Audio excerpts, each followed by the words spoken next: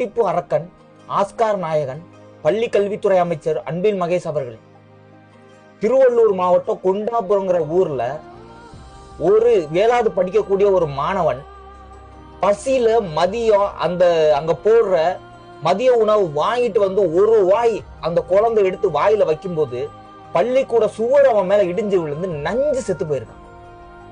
இதுக்கு என்ன நீங்க பதில் சொல்ல போறீங்க? அந்த பெற்றோர்களுக்கு என்ன பதில் சொல்ல போறீங்க?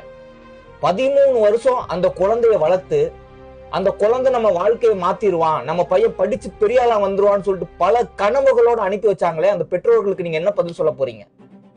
அந்த இறந்து போன குழந்தையோட உயிருக்கு நீங்க என்ன பதில் சொல்ல போறீங்க? பள்ளிக்கூடங்கள்ல தரமான சுவர் இல்ல, ஒரு பாதுகாப்பு சுவர் கிடையாது, ஒரு செக்யூரிட்டி யாரும் கிடையாது. உங்க குழந்தை அந்த மாதிரி ஒரு ஸ்கூல்ல உங்க குழந்தை படிக்குமா?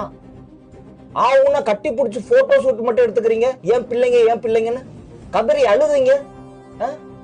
இது உங்க குழந்தை இல்லையா? ஏன் கூட வாங்க, நான் காட்டுறேன். இந்த மாதிரி இந்த ஒரு ஸ்கூல் கிடையாது தரம் இல்லாம, தமிழ்நாடு முழுவதும் 1000க்கு மேற்பட்ட ஸ்கூல் இருக்கு. ஏன் கூட ஒரு நாள் வாங்க, நான் உங்களை கூட்டிட்டு போய் காட்டுறேன் எங்கெல்லாம் தரமா இல்ல அப்படின்னு. போய் பாப்போமா? போட்டோ ஷூட் எடுக்க தானே உங்களுக்கு டைம் இருக்கு. இத போய் செக் பண்ணல உங்களுக்கு டைம் கிடையாது. எல்லாமே தரமா இருக்குன்னா நீங்க என்ன பண்ண வரீங்க? ஏழை பெற்றோர்களை பயமுறுத்துறீங்க. இந்த மாணவனை கொலை செய்தது மூலமா ஏழை பெற்றோர்களை பயமுறுத்துறீங்க. எப்படி? நீங்க அரசு பள்ளிக்கு உங்க குழந்தைகளை அனுப்பக்கூடாது. அரசு பள்ளிகளுக்கு நீங்க அனுப்புனீங்க அப்படின்னா உங்க குழந்தை இந்த மாதிரி தான் செத்து போகும்.